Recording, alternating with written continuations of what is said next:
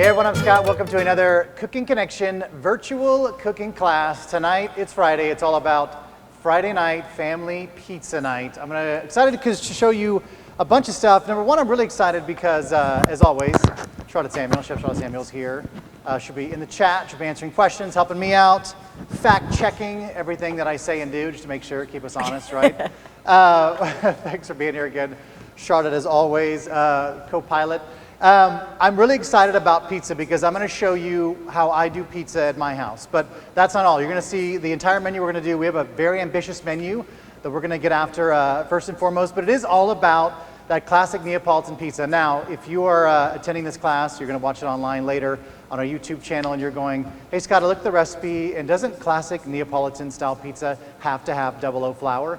I'm glad you're here, and you're exactly right. We're using bread flour in our recipe today. However, I am going to show you our 00 flour recipe. I'm going to do the 00 flour because we carry both. But if you don't have 00 flour, which local HEB, totally fine. You can substitute with bread flour. But for this recipe, I love the 00 flour. I love what it does to the crust. Bread flour, which I've also made some dough out of the bread flour. I'll also show you, totally fine. The Neapolitan, classic Neapolitan, Charlotte and I got into this. We did some research just to fact check ourselves. Classic Neapolitan pizza, there's some specific rules that you have to follow. You can actually get certified as a Neapolitan pizza place, but you have to follow the certain rules of Neapolitan. Pizza Napoletana, you have to follow the certain rules of it. Now, if you use bread flour or you throw a little sugar in your dough, the Neapolitan police are not going to kick down your door and throw away your pizza and scare your children. They're not going to do that. It's just us, so we're going to make the pizza how we want to do it. But I'm excited to show you a lot of tips and tricks and great techniques that you won't find in just the recipe. I'm going to show you, walk you through how to do all the great things like words like autolyse we're going to use. We're going to talk about hydration rates. We're going to talk about different kinds of flour. We've got some graphics. Yes. What else am I missing, Charlotte? Oh, and will you give the folks at home who are watching some of the facts about what makes Neapolitan pizza specifically Neapolitan? Oh my gosh, well you definitely put me on the spot now. We went down a wormhole earlier. I know. So Naples style pizza, so which is actually the grandfather of what we know as New York style pizza. The New York style pizza, thin crust. Right, thin crust, and then there's always the tomato, the cheese, and of course the dough, and the dough is the biggest part of it. It's typically the San Marzano or the Pomodoro. Yes, San tomato. Marzano. Yes. And San Marzanos are a lot like champagne, right? They have to come from a certain region. Yes. They're certified. There's all this stuff. So it's also it's like been recognized by UNESCO as like a destination for pizza. It is I'm not sure if it's DOC, but I'm pretty sure there's some certifications. There is some. There's some certifications, but the basic thing we're going to show you is how simple it is to combine flour, water, yeast, and salt, maybe a little bit of olive oil and something else, and make a fantastic pizza dough that you can do over and over and over again. But I want some words of caution to not discourage you at all. I made this pizza dough for a year before I finally got the right hydration, the right mix rate, all that stuff. So I'm going to take you through my failings, and you're going to see how easy it is to actually make. But if you don't get your circle right, if you tear your dough, whatever it is, don't give up. Keep at it because it's a lot of fun to do with your kids, and it's really, really easy to do once you get the hang of it. So my tip to you is keep practicing, and don't let one failed pizza, or if it tears or whatever, don't worry. I'm going to show you how to do some saving techniques for your dough, and we'll show you even bad shaped dough is still going to taste delicious, so it's totally fine. It's kind of like melted chocolate that if you try to go and make something and it's all over the place, it's like it's still melted chocolate even though it's all over the place. It may not look pretty. It still tastes good. It's going to taste great. It's going to be fun, and exactly. It's something to do with your family. We've got a really quick question. Yes. Someone wants to know if you could use all-purpose flour. You can. So that's my other thing. So typically in New York, for New York pizza, they're either going to use sometimes a mix of bread flour all-purpose. Sometimes they'll use a pastry and a bread. Typically it's a bread flour, or it could be just a straight-up all-purpose flour. The only difference is the bread flour and 00 flour. 00 is specifically milled, and we'll talk about this a little bit later. It's specifically milled for pizza. All-purpose is fine. The protein is fine. The only thing you're going to have to look for is just how long you need to knead your dough, and then just how much hydration it may use, because there's certain types of flour that are a little finer grind, a little tougher grind. But typically, this ratio of the 2.5 to 2 2 3/4 cups, there it is, 2 3/4 cups of water is perfect for the 2.2 pounds of flour. Why the 2.2 pounds? It's a very weird, arbitrary number. Well, because that's what this weighs. So it's one container of this, so it's like literally try to make it as easy as possible. Now, because you're using bread flour, if you're using bread flour, you can measure it out. I feel like 2.2 pounds of flour, and somebody can dispute this if I'm wrong, when I used to do it, we'd measure it, it's about 2 heaping quarts full of flour is about the 2.2 pounds, like give or take, it's around that. So just so you know, like kind of for measurement's sake, that's what we're doing here. We're doing ours fairly classic. I am going to use a double O flour. If you're following along with pizza, totally fine. Following along with double O or with all-purpose, totally fine. It starts with water. I'm using room temperature water. I'm not going to bloom my yeast. I'll tell you why. And I've got olive oil and salt. So olive oil for me in this pizza dough is going to act as a preservative. It's also going to act as a flavor enhancer. Now, in typical pizza Napoletana, they may not use the olive oil. It's typically just the double O flour, water, salt, yeast. Now, fresh yeast is great. I don't like working with fresh yeast because number one, it dies fast in the fridge if you're not making it every single day.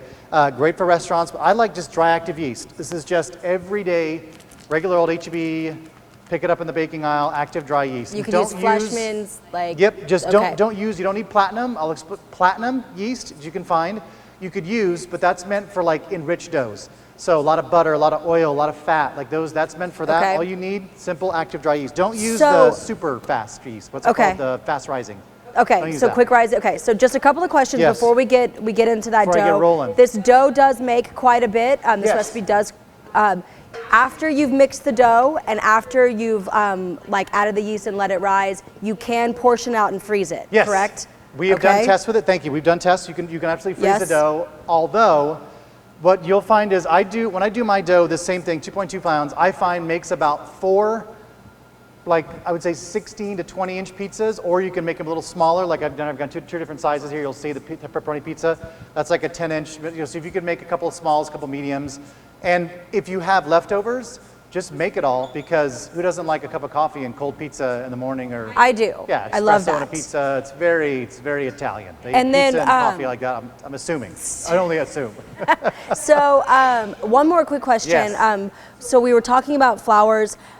Yes. If you wanted to do like whole wheat flour, if you had a whole wheat, would that affect maybe how much moisture you added? Yeah, if you're going to use a whole wheat flour, I would say practice first with regular flour to kind of understand, because that's the biggest thing is understanding like what it's going to feel like and kind of looking at it. And I think whole wheat flour is another word for it's thirsty. It's a very thirsty flour. It's got the it's got the germs, got all that stuff with it. Yeah. So I would say practice first with an all-purpose, but then you can always add in, take out a cup of, when you get your flour, take out a cup of the all-purpose bread, double O, and sub in a cup of whole wheat just to kind of give it a little more texture, a little more flavor. I like that idea. Versus like going because full all wheat's going to be, number one, it's going to be chewy, and it's going to be really like like a whole wheat.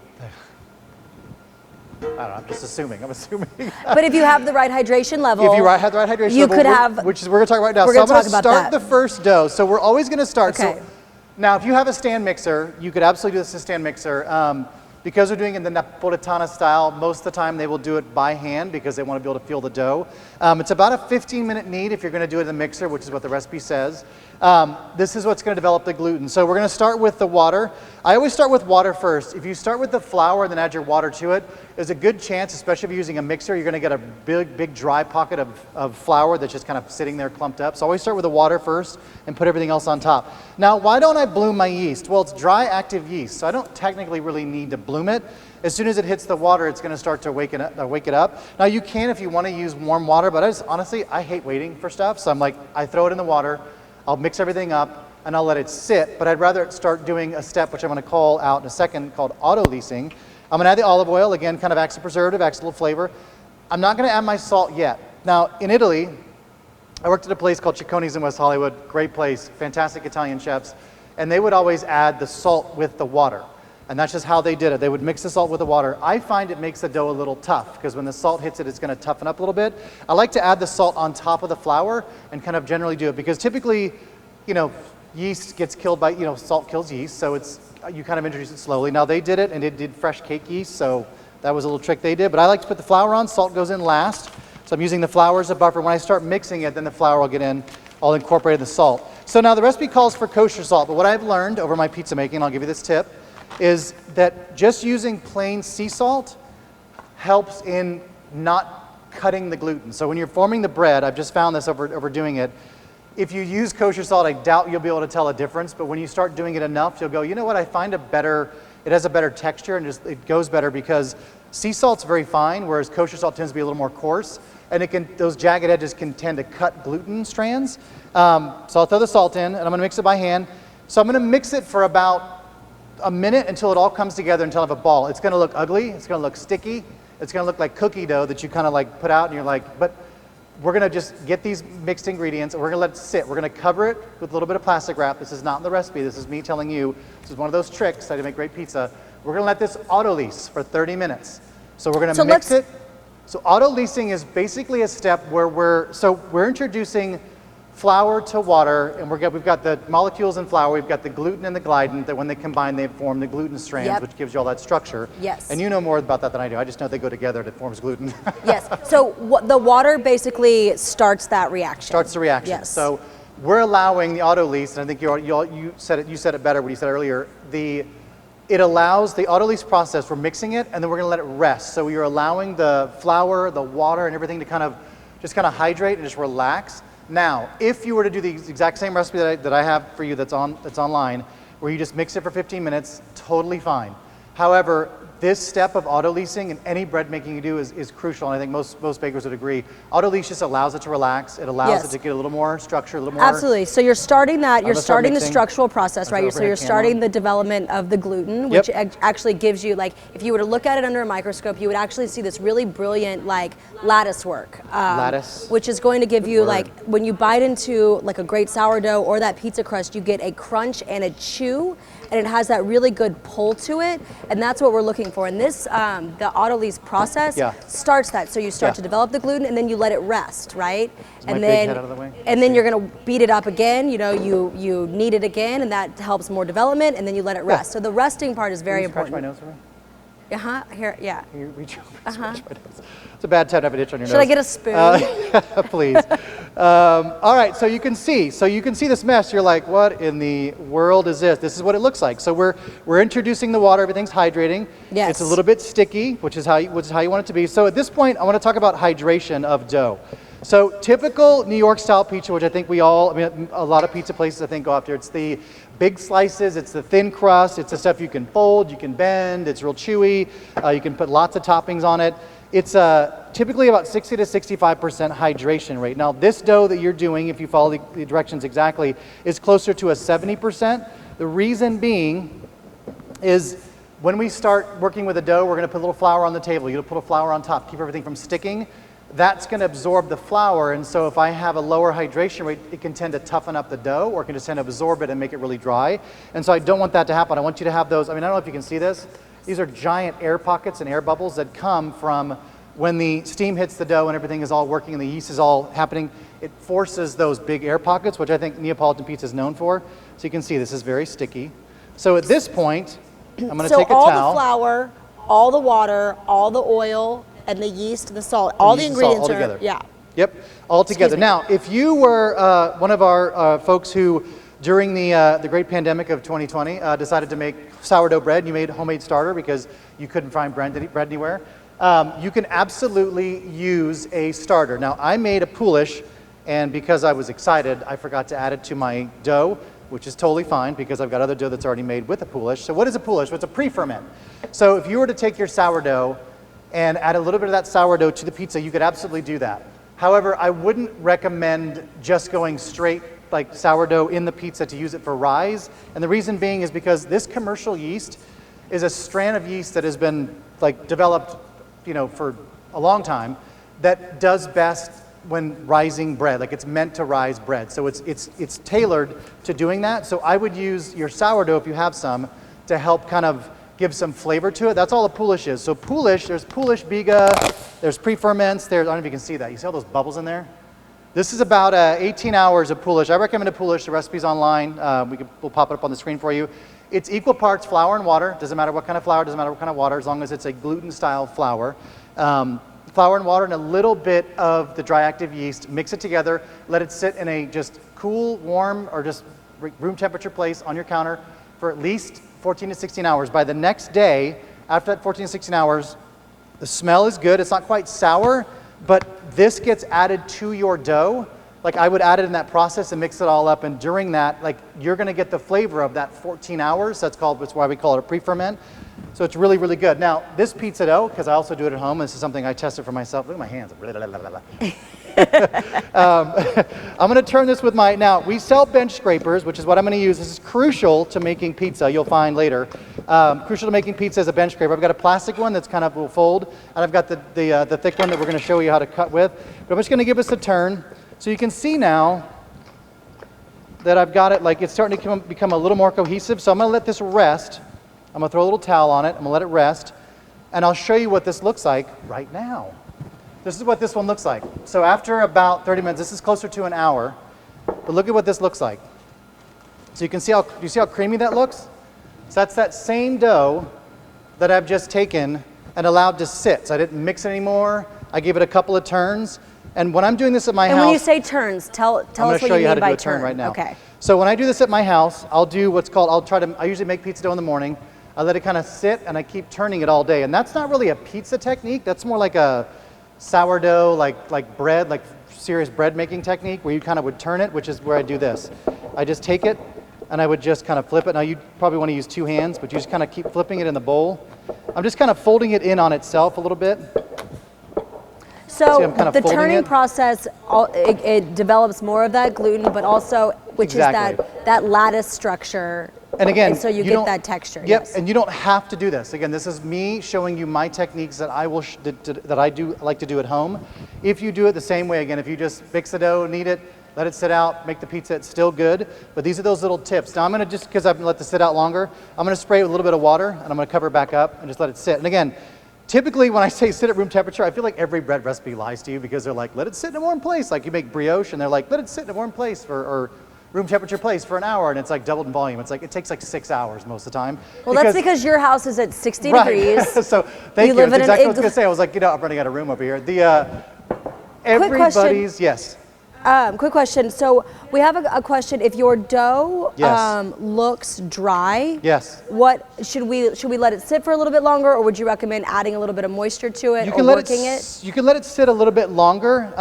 You can add a little bit of water. Do it in the form of like, if you can do it in a squirt bottle, or just take your hands and just kind of sprinkle it over the top and just kind of work it in. I would do that. There's so many things. This is what I was going to say. Hang with it. Don't get frustrated the first time you do it, because so many environments, everybody's environment is different. This environment that we're in right now in our test kitchens is very humid. So it's very humid, it's kind of hot. So like for us, I can add a little less water because of that. Now your house may be really cold or maybe less humid because you've got a great ventilation system or whatever it may be. So sometimes it can tend to get a little drier and you need a little more water. Plus, wintertime, springtime, summertime, there's so many different things that affect the hydration level of it. So I would say give it a second to kind of see what it does, and then you can just either take your hands, put them under some cold running water, and just kind of do what I just did to kind of fold the dough. So you're kind of incorporating a little bit of water without just pouring water on top, because it'll make a sticky kind of doughy mess. So also quickly, we keep saying the word hydration. Hydration, yes. So let's talk really briefly about that, just to clarify for our folks. So the hydration is how much water is actually in the dough, right? Right. And then... Which contributes to the bubble formation and how it lifts in the oven. Okay, and then, so if you have too low of moisture, you would have tough dough. Okay, or hard, right? And then if you had too much, it would be like sticky. It can be sticky, but okay. I tend to like, I like breads that are, like when I do my flatbread, sometimes I'll do a little higher hydration, like in the 80%, which almost feels like when you're taking it out, it's like kind of pouring like liquid, you're trying to pull it all together. Okay. And I just add a little more flour to it because you get those really intense like bubbles all over the place. That's kind of hydration. So simple hydration mathematics would be, if you're trying to figure out the hydration rate of your dough, I just take whatever ounces of water or liquid I have and divide it by the ounces of flour you have, and then you can multiply by 100 or just move the decibel, and you'll see it's 70%, 80%, whatever it is. That's how you figure out the hydration rate. But typically, you'll kind of see what works best for you as you do it. Like as I do this dough, I like it a little more hydrated. Again, if we're using a bread flour, some bread flours, if they've been sitting longer, can soak up a little more water. So there's all these variables when it comes to bread making. So which is why don't give up when you first start. So I'm also going to make a cinnamon sugar pizza fritti. So Very, very similar recipe. I'm going to use the same thing. Now you can use the exact same thing. You use all-purpose or bread flour, same exact proportion. So I'm using the same amount proportion of oil, but instead of olive oil, I'm going to use a grapeseed oil, and the recipe will flash up here in a second. Same amount of yeast, same amount of flour. Instead of adding just the normal salt, I'm going to take down the salt, and I'm going to add sugar. And then that's it. Those are the ingredients. That's the same thing. And instead of water, you're going to add milk, which is going to enrich it, which is going to give it also a little bit of sweetness from the lactose. And then you're also going to have the, I got Mega Mama bowl now. Get ready. And that way you'll get this more kind of a, because we're going to fry it, and we're going to roll it in cinnamon sugar, so it's more like a donut. Now, I made the exact same dough for the pizza as the pizza fritti before, and it's fantastic. So if you want to just do the pizza fritti, or if you want to take your leftover dough, we were talking about leftover dough, what to do with it, cut it into little squares, or cut it however you want to do it, cut it into triangles, throw it in some oil, fry it. It'll get big and puffy and beautiful. It'll look something like this, and it's delicious if you roll that bad boy in cinnamon sugar, and it's not, I mean, that's coffee, pizza, and your leftover pizza fritti in the morning. All right, this one is the same exact thing. So I'm going to start the same exact way. Milk's going to go in. It's real fast. It's the now, if you can get your milk to room temperature, great. If you can't, it'll just get to auto lease a little bit longer. The sugar, the flour, and then the salt again on top. So this will go. You'll notice the fermentation on this will go a little bit faster. Reason being is we're adding sugar. Now the yeast will eat the carbohydrates in the flour. That's how we get the other fermentation. But the sugar in there will help speed up what they do, and so you'll notice a lot of gas bubbles very quickly, and that's the reason why. I'm going to throw this away real fast. So you'll notice that a little bit quicker. We have a great question. Yes. So slow down just a little bit. Okay. So slowing down. Same mixing process that we did with Exact same mixing process. Except the ingredients have changed a little bit. Yep. And we have some great questions. So would it make a difference if I used lactose-free milk or not? Like, is that going to make a difference? I mean, you should be fine. It'll be a little less sweet, but it shouldn't make a big difference. Okay. I would say if you can use full fat where you can, because you'll definitely notice it in the flavor of the dough. Now, if you only have 2% milk, it's probably fine. The great thing about this is, I think I've tested this pizza recipe, I don't know how many times, and every time you do it, you can add a little bit more water, a little less water, whatever it is, depending on the air outside or what's going on in your house. But you'll notice that the flavor, when you kind of follow these steps and you do it, the flavor is going to be great no matter what you do. And you can fry the same pizza dough in the same oil and it's totally fine. Oh, brilliant. So if I didn't, so I could either double my recipe of dough, or I could use my excess dough to make the fritti. Brilliant. You just have, so the neutral oil in this dough is a little less flavorful than the olive oil, but if you were to try both side by side, you'd be like, oh, I like you'll get that little milk flavor in the one donut, but it's fried dough with cinnamon sugar, so it's not going to suck. So basically you're making a donut. Basically, this is an Italian-style donut in the how do you same say way. it? Bomboloni, bombolini, bomboloni. I'm done. Only I didn't cut it now. into circles. Normally bomboloni, you're supposed to cut into little circles. All right, instead of getting my hands all dirty and mix again, you understand the process. This gets covered with a towel, same kind of thing. And then once we're done with the auto lease, we will mix it again for about 10 minutes. And then we'll kind of let it rest, and then we'll start the whole process. So the 30 minutes is just to let the dough relax. Everybody good with that? Did I go fast? I'm sorry, I know I'm going really fast. I also want to show you a mess up. So this is what happens. This can happen. You never know. So quickly though, my fritti, yes, my fritti, I can't say it as well as you can. The dough should look similar, yes, if not exactly the same as the other dough. And I'll show you both. Yes, you'll see both side by side. You'll be able to see both of them, and I'll show you. Both are proof, both are ready to go, and they both look almost exactly the same. It's just the taste that you'll notice is different. So what happens when you make pizza dough, like I did last night in preparation for this class today to show you guys how great pizza is, and your dough doesn't rise. This has been sitting, so this is what happens. This is just auto-leased flour and water and dead yeast. So every once in a while, you can get yeast in a packet where the other two packets, usually the yeast I buy is sold, they come in packs of 3. This one could be dead. You never know. It could say the expiration is 2022. You never know. Sometimes that's a part of what happens. Don't get discouraged. Just remake it and realize, okay, so this one didn't do as well because the yeast was dead. It has happened to me so many times. It's kind of the luck of the draw, as it were. So we'll just say, hey, this was great practice. You can fold this in it, roll it out, maybe make crackers with it. Hey, you can make anything you want out of it. But don't try to make pizza because you'll just frustrate yourself. You're like, I didn't get any bubbles. It's flat as a, so you can make crackers out of it. Okay, so in order to top a pizza, now that we have our dough auto leasing, I'm going to show you how to actually, those of you that are making your bread flour, this is what this one looks like. before we get into pizza toppings, I'm going to show you how to shape the dough into rounds, and then we're going to get into house-made Italian sausage. I'm going to show you how to make homemade Italian sausage because I know everybody gets busy, and we sell virtually everything you could ever want to buy at your local H-E-B.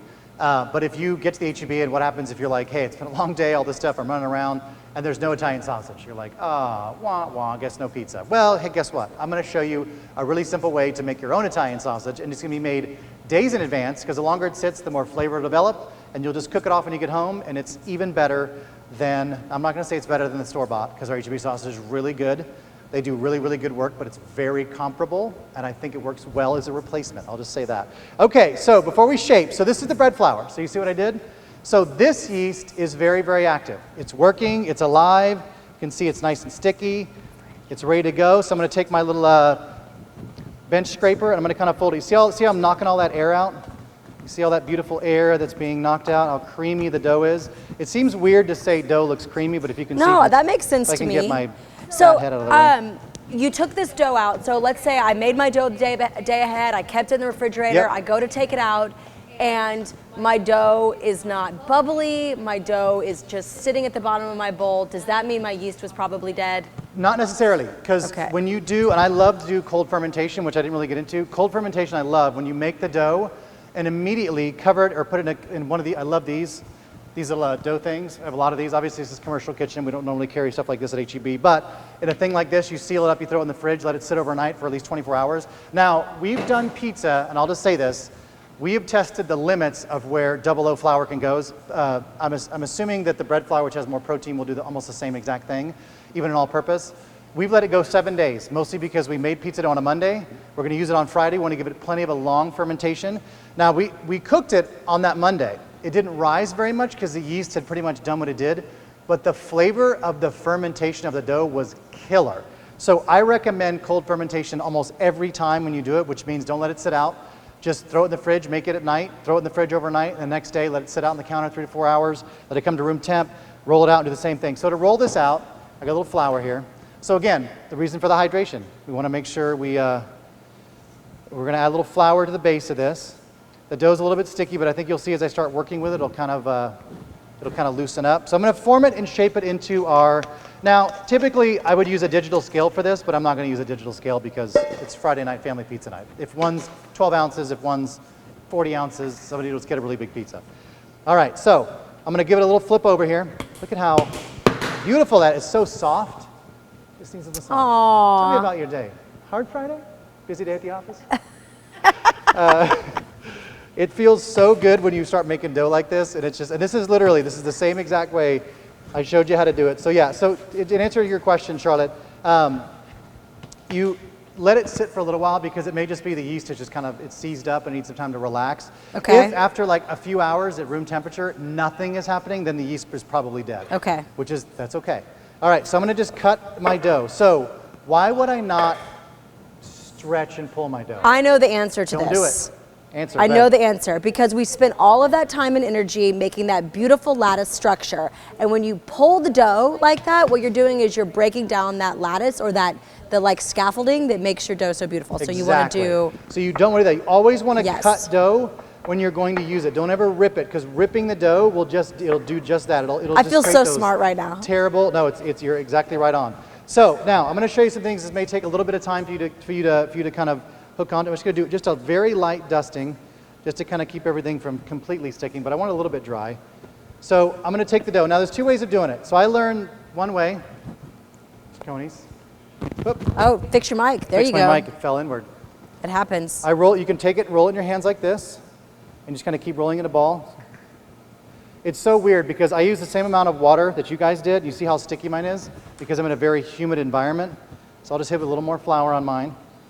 Again, just kind of roll it into it. I'm kind of folding it. You can see I'm kind of folding it in on itself. I want to make this look good for you guys. So I'm going to get a little more flour on this bad boy so it doesn't stick to me too bad. And just kind of rolling it in on itself. So you're kind of rolling and tucking to kind of make a ball. And it's really, really sticky. See what it does? The humidity, I'm telling you. Let me give this a little more flour So if you here. were making that, so if you were cooking along with us at home, Yes. This dough should be, this is dough that's been after like what, 2 hours, 3 hours? Yeah. How long have we been For a letting little, this yeah, dough? probably a little longer than that. Okay. It's been sitting out. So this is ready to pretty much ready to go. So you can roll it like that. And obviously it's a little bit sticky. I like to do it this way. Again, if you end up doing a ball like this, it's your first time. This is perfect. Totally okay. It's totally fine. Guess what? It's still going to taste delicious.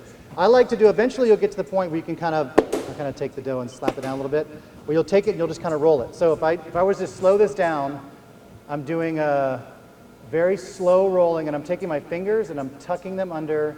I'm kind of slowly just sliding the dough, rolling, and then eventually you get to the point where it forms this beautiful little ball. It's still sticking a little bit, but when I flip it over, you have that little, so that guy, good to go.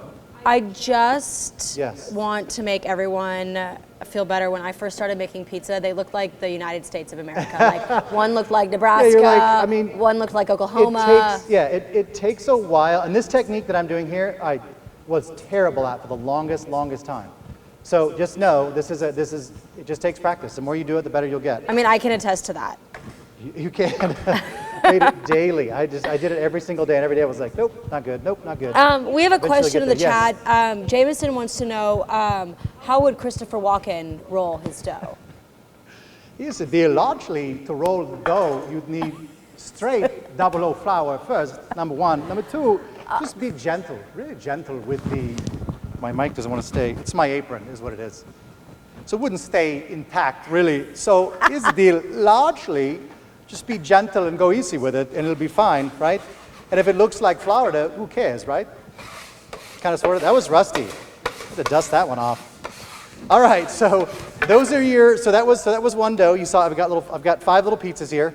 So I could take 3 for me to make pizza with, and I could take 2 to make some of my fried dough with. I'm going to put them all back in here because I already have my pizza ready to go, and I can reform this later. All right, so in order to form your pizza, am I going too fast? Is it all making sense, Charlotte? Is it all right? You're doing okay. Okay? We do want to know why we put all that dough back in that bowl. Oh, because I have copious amounts of dough around me. Okay, so you were just doing that for demo purposes. I was just doing it for show. Right now, Thank when you. I rolled those out, you would cover that up with a little bit of plastic wrap. I'm sorry. I was going to show you this over here, so you can see how this is what overproofed pizza looks like, which is okay. I'm still going to use this. We're going to make pizza out of this, and I'm going to show you how. Let go. I've covered it with plastic wrap. You see how big it's gotten? But I still have some great fermentation. Can you hold one of those dough balls up? Yes. Show us. So Ooh la la. overproof dough. So you see I've still got all my little fermentation bubbles there. It's starting to get a little bit dry, but don't worry, it's going to be all right. So I'm going to take my plastic scraper here and see how I've got those little tails that are kind of doing it. It's all right. I'm just going to kind of form it back on itself a little bit. Form it back. This is because our kitchen is so hydrated, and I mean humid, it's nice and sticky. But just like that, just kind of form it up. So see, even though it's overproofed, I'm still going to use it. We're still going to eat it. It's going to be delicious. So see, just going to kind of form it back over, kind of re-roll this. So and even if it's tell overproofed. People, so you said overproofed, so define that. Tell me what overproofed So that means means. the yeast has pretty much done everything it can do, and it's just kind of like, it's just gassed out. So it's like, I can't rise the dough anymore. So it's consumed all the carbs. Consumed everything it can do, okay. and it is what it is at that point. And so, which is totally fine, because you can still make great stuff with it. Honestly, once you get it to an overproof state, it's actually best to fry with that. So if you started making your pizzas and you're setting them at room temperature, and this is what I love about kind of a family pizza night, because this is what I imagine. Right now, you're going to, you're letting your dough auto-lease. You should have run over to your liquor cabinet or to your refrigerator and grabbed a glass of wine, bottle of wine, whatever you're drinking, beer, whatever it is, and you're having your cocktail, you're hanging out with your kids, your family, your significant other, whatever, or just solo, either way. But you're just hanging out while you're doing this, and then you can, once you started making pizza, if you're doing the same thing, if you're chatting, you're moving around, all of a sudden you're like, oh, these are getting way proofed or way overproofed, just roll it out a little with a rolling pin, which I'll show you in a second. Cut them into squares, circles, whatever you want, and just throw them in some oil and fry them up. Done. For sure. Or Super throw it simple. on the grill, make or some throw it on like the grill. Yes, sort of like a I'm going to flatbread show or you how like to a do. That's naan. what I was going to show you how to do. You know, I always make extra dough. I have a 3-year-old, so I always make a little bit of extra and like give it to her to play with. Yes, that is a fantastic idea. And then, you know, it gets stuck all over her hands. It gets super disgusting, and she eats half of it, but, you know, it keeps her entertained. It does, and it is fun. I know my daughter loves to play with the dough, too. She will like to have, she likes to do her own dough. She likes to have it and go, no, I want to do my own. I'm like, you got it. So I'm going to throw it in. So this is what I keep when I do pizza at night, or on Friday nights, or at night, or whenever you want to do it. I keep my semolina flour, which we carry. So it's the Durham semolina. It's ground. And that's at a good pizza place. You'll always have a little film on the bottom of your pizza, those little granules. That's what that is. So that's the semolina, and that's what's going to keep it from sticking. So I got a hot grill. I already showed you. This is not part of the recipe, but I just want to show you that you can absolutely do this. This is fantastic for barbecues. If you decide, you know what, I don't feel like getting out all the pizza trimmings and doing all that stuff. Wait do you see what Charlotte did for me? You can just throw the dough on the grill. I do that very, very often. All right, Rob, we're going to move to the grill. You ready for this? Let me spray my grill. Run over to the grill cam. Grill cam. You see it up top? All right, wait for it. Here we go.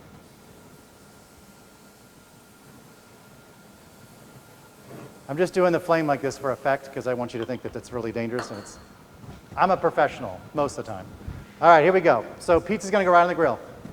Now you may be saying to yourself, won't it drip down the grill? Won't it get stuck? Won't it be like a total mess? Ooh, look at that. Maybe. But because we did so much to develop the gluten and we let it auto-lease and we did all these things, you should be able to throw it right on the grill. Now, I would tell you, go at a lower temp. Because if you go at a really high temp, if you're one of those people, I'm going to switch gears real fast. Low temp for grilling pizza, high temp for cooking pizza. Now, we have a pizza oven in our test kitchens here. If you have a pizza oven at your house, again, you could just reach out, we could go, I'll make the pizza dough, we'll do a big pizza in your fancy pizza oven. But if you don't, and you're going to use what I'm going to show you here, I've got some tricks too, because if you don't have a 1,000-degree pizza oven, which will burn your pizza very quickly, you can always just use a regular oven, not a deck oven, not just a regular oven, or you can throw it on the grill just like I did. So for preheating our oven, so put a sheet pan a third way to the top. Yes. And crank your broiler up all the way. So flip a sheet pan over. We're going to make a pizza stone because we don't sell pizza stones. And if you don't have a pizza stone, you don't need to go get a pizza stone. We'll improvise. And this is how I do it a lot of times as well. Flip a sheet pan over. Turn on the broiler high. I would recommend using a less dirty cookie sheet because you if mean you got a clean one that one. has oil You would use a clean one. Got it. Because whatever's on there will be burning off. And so if you do a lot of cooking where there's a lot of oily things in the bottom of your pan, just know the cleaner the better for that. Let it go, 550, and I do this when I start making my dough. I'll preheat my pan, so it gets screaming hot. And then as soon as that's hot, about an hour, I'll turn it on bake at the highest it'll go. If it's only 500 degrees, it's totally fine because we preheated the pan to give us that really hot surface. Now, if you're nervous about how we're gonna do the pizza itself, like how am I gonna put that on there, how am I gonna do it, I don't know how to form it, shape it, I'm gonna show you. I got another cheat for you. All right, we're gonna go over here to the grill cam real fast. I'm moving. So what temp is that grill, like medium high? This grill is about medium low, I would say. Okay, medium low. So I'm going to show you this. So see, it's not sticking. What? And look at those tan lines, Chef. I broke it. So if you had a pizza stone, so some people have pizza stones, would you start to preheat it? Absolutely. Same way. Pizza stone right into the broiler, really high heat, get it nice and hot. Don't go like right to the surface of it. Give it a little, like I would say upper third of your oven. And that way, just let it get screaming hot and then turn on the oven. Now, reminder to yourself, because I've done this many times. I've got my broiler preheating. I'm doing that whole thing, and all of a sudden I go to stick the pizza in without turning it on to bake. And I'm like, let me smell fire. Smell fire? And it's basically charred the entire top of my pizza, and it's smoking. That's called rustic. Turn your oven back to bake before you throw your pizza under the oven. Give it some time. All right, we're going to make some Italian sausage. I promise you Italian sausage. I've got some right here. I'm going to make some. So the Italian sausage ingredients are very simple. It's a pound of pork. Now, if you don't eat pork, you want to go turkey, you want to go ground beef, you want to go bison, you want to go Wagyu. It's really the same proportion. For every pound of meat you're going to do, you're going to add a teaspoon of salt, teaspoon of pepper, and you're going to have, in this Italian sausage, I've got some ground fennel, some garlic powder, onion powder, paprika. I have, of course, a little red chili flake. I've got some Mediterranean oregano. We talked earlier about Mexican and Mediterranean oregano. What's the big difference between them? The biggest difference is I tend to find that Mediterranean oregano is a little more herbaceous. One of my favorite oreganos is Sicilian, which comes in those branches. They dry it out. It's really hard to find. Usually you can find it on the internet. And you just kind of sprinkle it over the top of pizza, and it gives it a really herbaceous like flavor. Yeah. So Mexican oregano to me has a little hotter flavor to it. So it's more like for, like, I like it better for chilies or whatever. This is completely my palate, but I think that Mediterranean tends to be a little more herbaceous, and Mexican oregano tends to go more like kind of hot herb. If that makes sense. It may not make sense. I get it. Could I use Mexican oregano if that's what I have in my fridge or pantry? Or you could omit it completely. Now, the other thing I love about this Italian sausage is the one ingredient that's weird, what I would consider weird, is allspice. Now, allspice, the reason why we're using allspice is because it's a very scant, like quarter or eighth of a teaspoon of the allspice, and I feel like it just gives it more of a Mediterranean style flair to it. It just gives it, like, if it's not in there, you'd be like, it's good, but then if you have it in there, it just gives you that extra layer of flavor. All right, I'm gonna get in here. This is all the spices, red wine vinegar. Why the red wine vinegar? Because we want it to have a little bit of that kind of, you said earlier, Charlotte, like a fermented kind of flavor? Yeah, so like that, so cured meat, a cured sausage, so the vinegar. And I will tell you, toasting your spices is the best way to do this. Now, if you have whole allspice and whole fennel, which is a lot of times the only way you can find it, toast it in a pan, dry pan, just a few minutes, it'll get really, really fragrant, and you'll know exactly when it's done. And then grind it up in your blender, and then after you're done with your blender, so it doesn't stink like that forever, every time you make something, it stinks like allspice, throw a little bit of vinegar, or you can throw a little bit of bleach in there, rinse it out with soap and water, and then I'll help get some of that Do you remember when out. somebody used our coffee grinder for herbs? Yeah, it had like mace and stuff in it, and it was like, oh yeah, it was. Every time you got a cup of coffee, you're like, all right, so the Italian sausage, I'm gonna wash my hands. Okay. We're gonna preheat I've already got some Italian sausage. Now, my note on the Italian sausage is, I told you earlier, you can let it sit in your fridge and make this ahead of time, which I absolutely 110% recommend you do. Can you cook it straight away? Like if you're doing this live with me right now, could you cook it straight away? You can, absolutely. Okay. But giving it that time to bloom, I haven't forgot. Did you forget about my grilled flatbread? No, I'm watching it. Okay, so I think this is great, and you've talked about this a lot throughout this class and through some other classes, is that you're giving things time, right? Yes. And as you give them time, you develop more flavor, right? You so do. like the same principle behind like why spaghetti sauce and chili are always better the next day? Yeah. Okay. Absolutely, because you're allowing everything to bloom. So obviously we've got a lot of dried spices. So dried spices, once they kind of hit the fat of the meat, once they kind of get, they get awoken with the moisture, like they'll start to really give it that really good flavor. All right, so I think we're almost ready to make a pizza. I've got my oil heating because I'm going to show you how to make the pizza fritti as soon as I get 2 pizzas in the oven. I promised 2 pizzas, so I have 4 pizzas total. I'm going to use my bloomed out dough. I'm going to start my Italian sausage, even though I've already got some going. And I'm going to show you guys. I'm going to move this out of the way because I'm going to bring up my... So could I put raw sausage directly on my pizza? No. Great. Unless you're going to cook the ever-loving heck out of it and it's burned, I would always cook your sausage first before you put it on there. And that pretty much goes with everything, except for like your cured meats, obviously, those are fine. But I would always, like chicken, if you want to make a barbecue pizza, we sell that great shredded rotisserie chicken in our delis. Just take it, shred it up, you can mix it with barbecue sauce, throw it on the pizza, but don't throw raw chicken on there. Now, the only caveat to all that is an egg. I absolutely will put a raw egg on a pizza and throw it in there because obviously an egg doesn't need as long to cook if you like a runny egg and your egg's pasteurized, which I mean, breakfast okay pizza is a thing. So check this out. All right, here we go. Here's the spread that Charlotte made for me earlier. It's got some of our homemade Italian sausage on there. It's got the basil. It's got the pepper. I don't know if you can see it. Oh, here's our Sky Cam. Some Castelvetrano olives. If you haven't had these yet, I love Castelvetrano olives. Sicilian olives. We sell them if you've got a, even if you don't have a cooking connection near you or you don't have a store with a cooking connection near you, these are usually found in most where all the other olives are. The Rustico, Castelvetrano green olives. They're delicious. What is unique about a Castelvetrano olive, Charlotte, to you? Well, honestly, first of all, their color is beautiful, but really they're buttery. They're buttery and velvety, and they're not super salty. They're not that like briny, salty. No, I'm a big fan. I'm a big, big fan. All right, let me get the sausage going. I think our flatbread is done. And yes, the grill is really on. I just don't have a lot of feeling in my fingers anymore. This is what that looks like. So if we tear this open, look at that. Can you send that on down to me, please? Come on, look at that. See the little hole structure? See our little fermentation bubbles? Boom! That's a little flatbread. Okay, so a couple different ways to do your pizza. So Shredded mozzarella, fresh mozzarella, buffalo mozzarella, whatever kind of mozzarella you want to do is great. My salsa alla pizza. The recipe is going to be up on the board. You'll see it right here. Is it right here? So salsa alla pizza. So pizza sauce. Pizza sauce. Okay. Pizza sauce. But this is kind of, again, we're going toward the Napoletana style. So we're going to use, now you don't have to use San Marzano tomatoes. Quick little thing. There's also, and Charlotte will tell you, she'll fact check this. You can use the San Marzano tomatoes, which I think they are protected by an origin. There are a lot of them, the ones we carry especially. See how it says on the can? You can see that. It says certified. So certified San Marzano. Now, if you can't find San Marzano tomatoes, you can use any kind of tomato you want to. I personally am going to use these today, which is the organic crushed tomatoes with basil. I love the basil in there.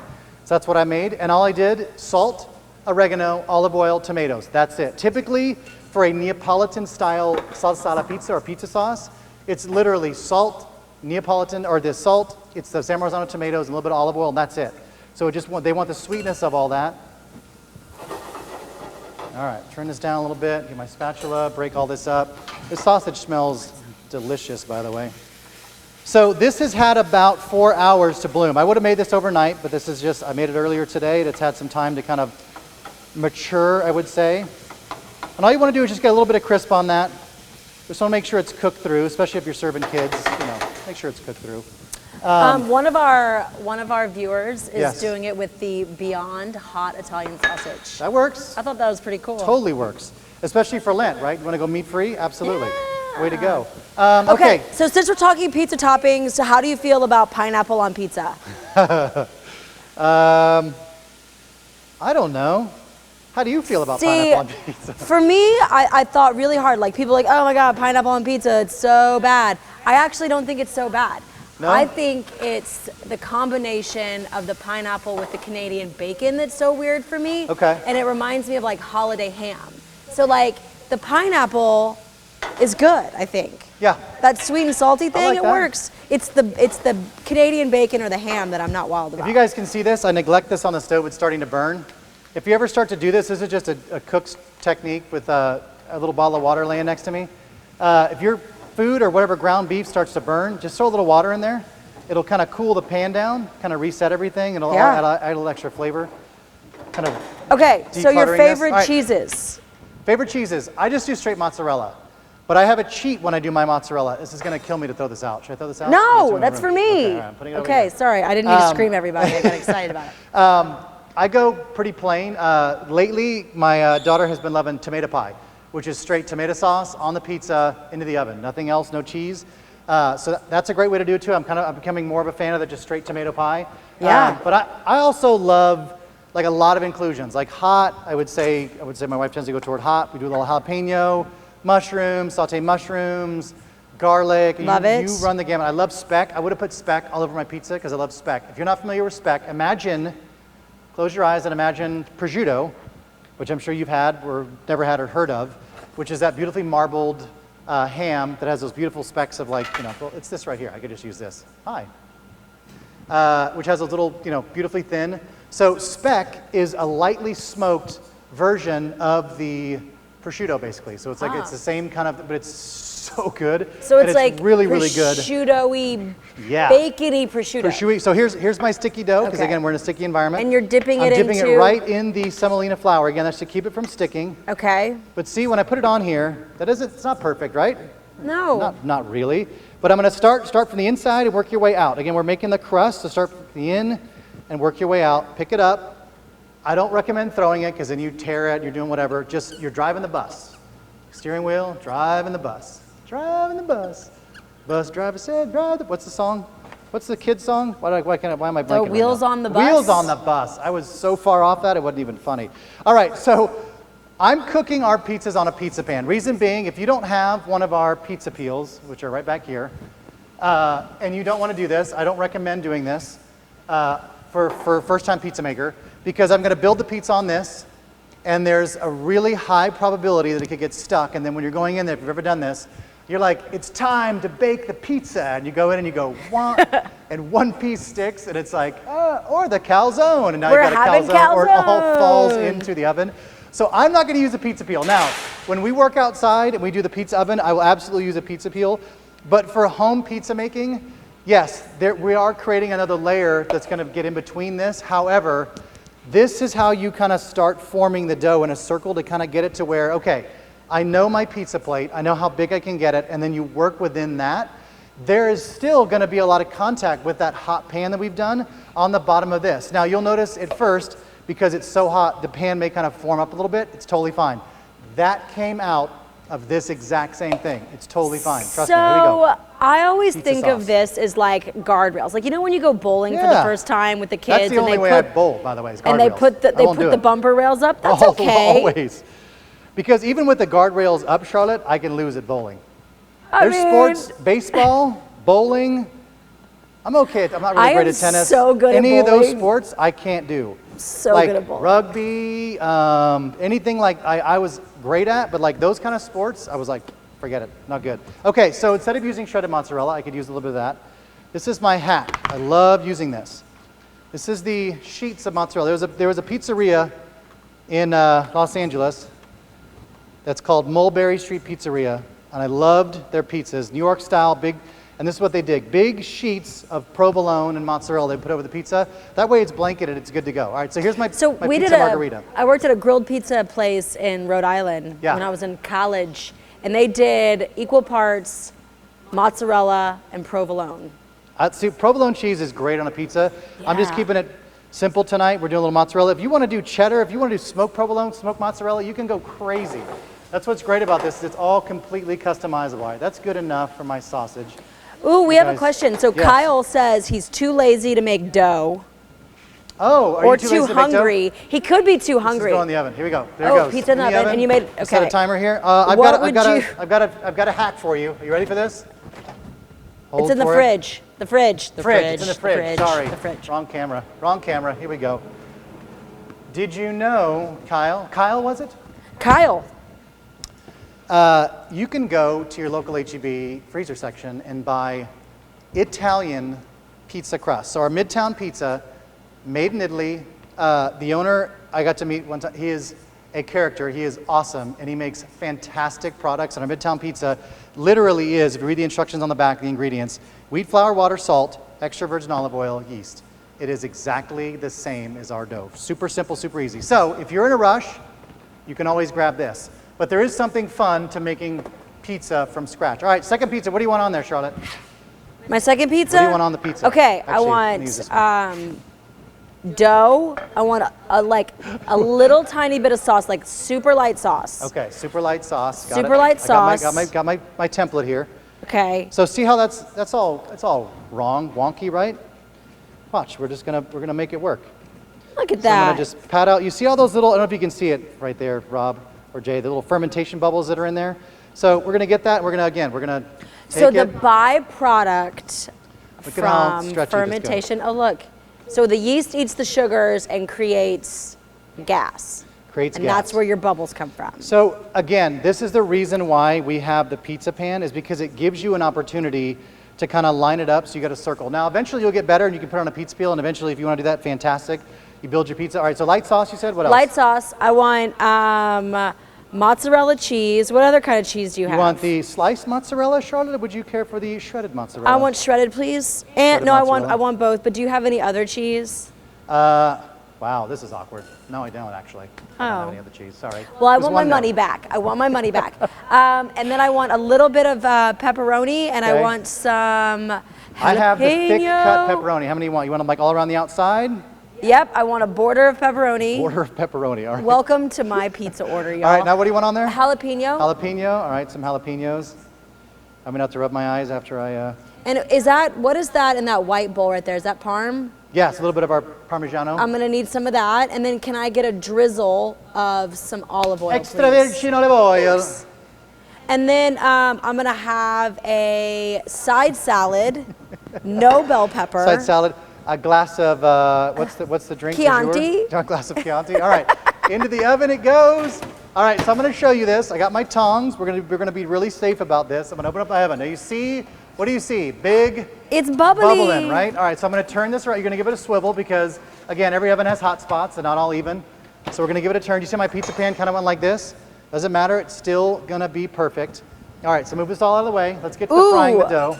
We talked about this earlier, but somebody wants to know about white sauce. Ooh, okay, so in full disclosure, who was it that's asking? I want to be able to use their name. Omnia. Did I say your name right? Who? Omnia. Omnia, I love it. So I don't typically like white sauce, but if you were going to make a white sauce, my recommendation is to use almost equal parts ricotta to a parm or pecorino mixture. Because ricotta to a parm mixture and just whisk it up. If you want it a little bit creamy, you can add a little bit of heavy cream just to kind of get it a little bit wet. But that mixture spread on something, in that mixture you can add fresh herbs, salt, pepper, truffle oil, whatever you really want to kind of get it in that spot for extra flavor. But that's the one we used to do. A couple different pizza places always like, it's usually a mixture of like Romano cheese and sounds like 2 words, ricotta, there it is. Ricotta cheese. All right, I got my oil heating up, I got my cinnamon sugar. All right, now we're gonna get out the milk. Look at this, this is gonna be ugly. What is that? Boom! Oh, do you want a dough cutter? You may get you a... So watch this, so see what I did? Okay. See this got overproofed, see how it's sticking? It's okay, because guess what? It's still gonna taste delicious. This dough's not gonna beat us. And by the way, you won't even notice this is happening once it's all, and that's the reality of what can happen. I'm like over 100 on my buckets tonight. All right, so what I'm gonna do is I'm gonna take this dough. This is ready to fry. I'm gonna flip it over. I'm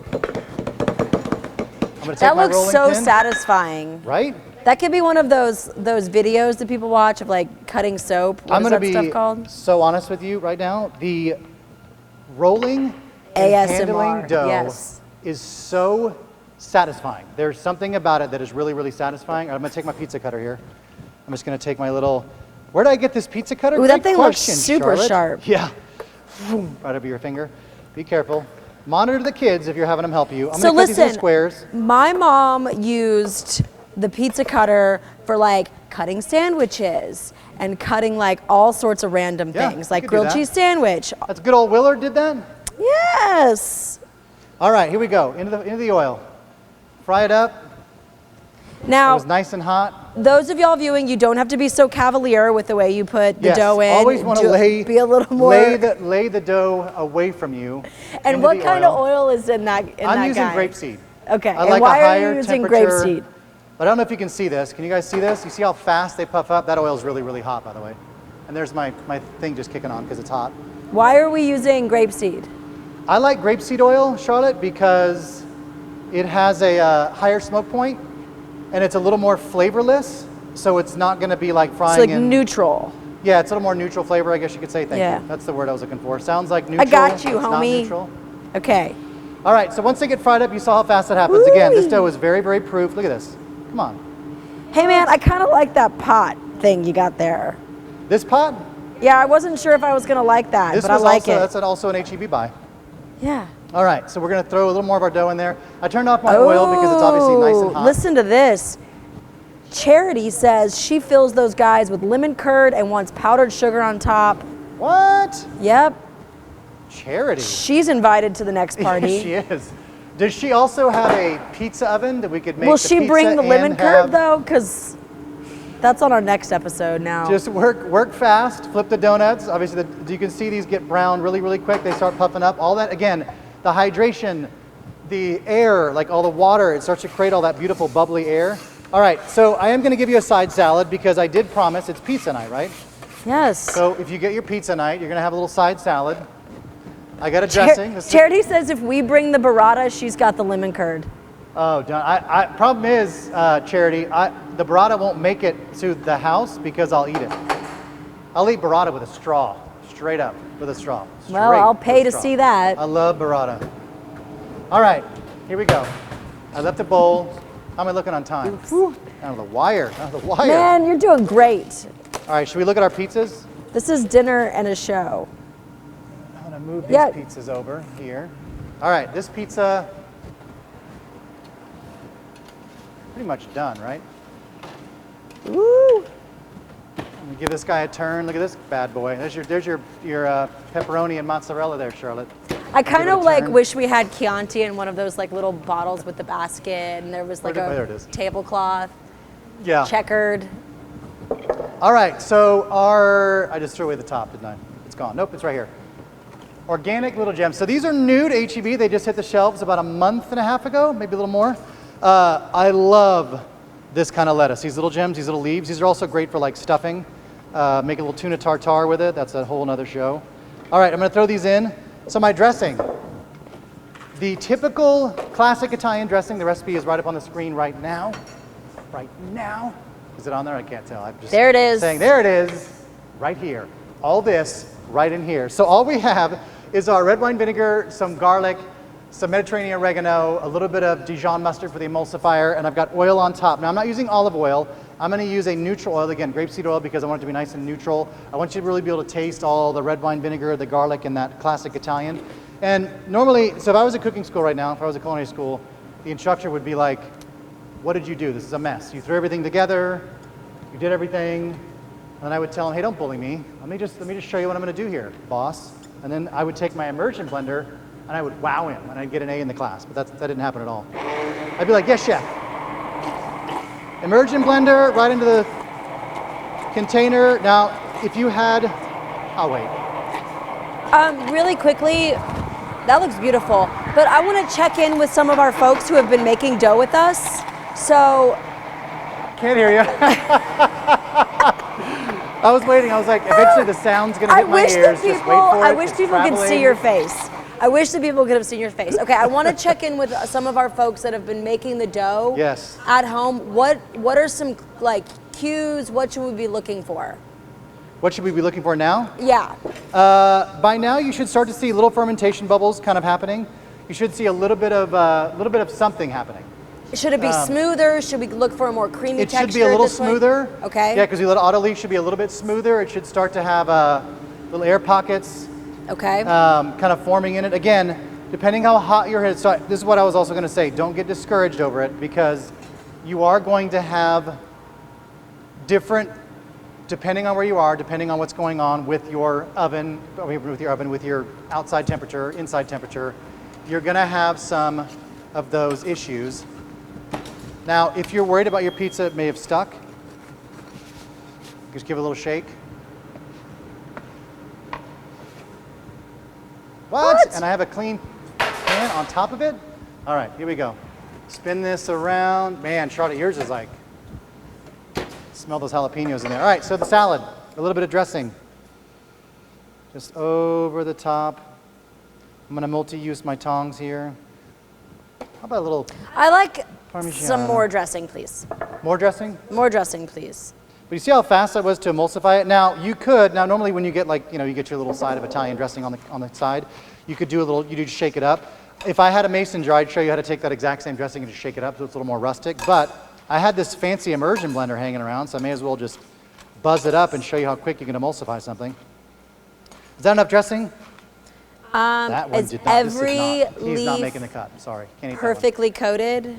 They are. You know, I probably shouldn't have tossed these with metal tongs because I destroyed some of the little gem. But all right, there we go. There's that. There's our pizza. So wait, what lettuce did you use, chef? That's a little gem. This guy. So a little gem is. Little gem. It's a romaine, like a little. It's like a special romaine. I kind of feel like little gems are like if butter lettuce and romaine lettuce. It is. It's kind of like a tiny baby. It'd be tender romaine. So good. This little guy. Okay. This kind of lettuce is delicious. Okay. So the fried dough. So where are we at? Here we go. Wait, I got one more. Anybody else sweating? Anybody else sweating? I'm sweating. It's hot. Working me. All right. So first of all, we'll take this pizza because this is ready to go. This has been cooling. So we'll take our super sharp. So here's how you do the cutting of the pizza. So hard down, right into the crust, and then all the way across. Spin it around, hard down. This one's obviously been sitting here for an hour. Has anybody seen those Papa John commercials where like the guy like folds like 400 boxes in 30 seconds? I couldn't do that. Here's a crunchy one. See Ooh. that? See how we did that?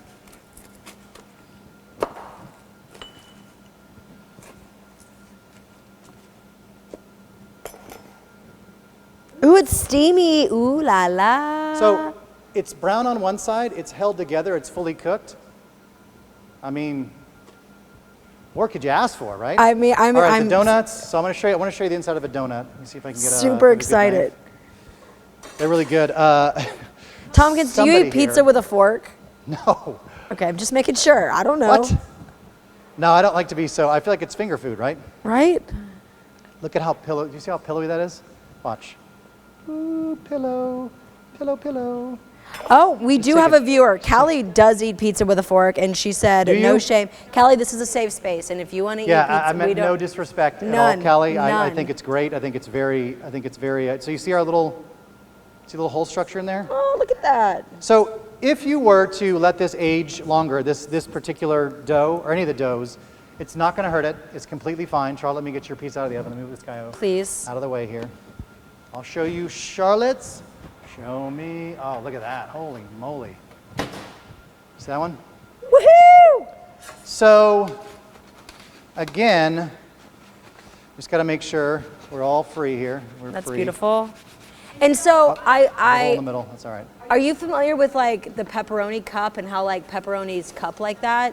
Apparently there's a hole in the middle. That's all right. Hey, I didn't see it. It's perfect. Listen to that crust. That's mine. Right? Get sound effect. Look at this. I just got to cut this. I just want to cut this piece off so I can show you this. Look how giant this piece of crust is. It's like. You did a beautiful job. Holy moly. We did a beautiful job. I hope that you have the best luck in doing pizza. I hope you make this over and over and over again.